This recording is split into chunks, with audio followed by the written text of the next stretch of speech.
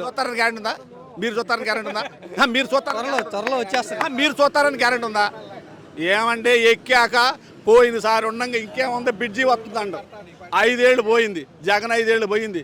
ఇప్పుడు మళ్ళీ వచ్చావు. ఇప్పటికి ఏమన్నా నువ్వు ఒక మట్టి పోసావా? ఒక మట్టి పార మట్టి ఏంటయ్యా అంటే పొలాలు లాక్కోవటం, వీళ్ళ పొలాలు మంది పొలాలు తెంగి లోనుల్లో పెట్టుకొని డబ్బులు తెచ్చుకోవటం, ఏదో దొంగ లెక్కలు రాసి జనాలు అప్పచారు. వీళ్ళేం పొలం ఇచ్చిన వాళ్ళు దేవుడు రావుడు అని ఏడుతున్నారు. పెట్టే వాళ్ళని జగన్ బెదిరిస్తున్నాడు, అందుకని వాళ్ళు వెనక తగ్గుతున్నారు. అయినా కూడా నేను ఉంటే ఎందుకు బెదురుతారండి? ఆగాగు, నువ్వేం చెప్పు, ఇక్కడే రాజధాని, ఆర్థిక రాజధాని అన్నావు, అసలు రాజధాని ఇది అన్నావు. ఇప్పుడు నువ్వు గెలవంగానే ఏం చేసావు? అమరావతి కాదు వైజాగ్ ఆర్థిక రాజధాని నువ్వే చెబుతున్నావుగా. చెప్పాడా లేదా? చెప్పండి. లోకేష్ చెప్పాడా లేదా? మరి అంటే అర్థం ఏంటి? నువ్వే 2 మాటలు, ఏది నువ్వు ఇక్కడ రాజధాని నువ్వే 2 మాటలు చెబుతున్నావు. మరి పక్కోడు ఎందుకు చెప్పడు? ఇప్పుడు నువ్వు కరెక్ట్ చెబితే ఇంకోటి చెప్పడు.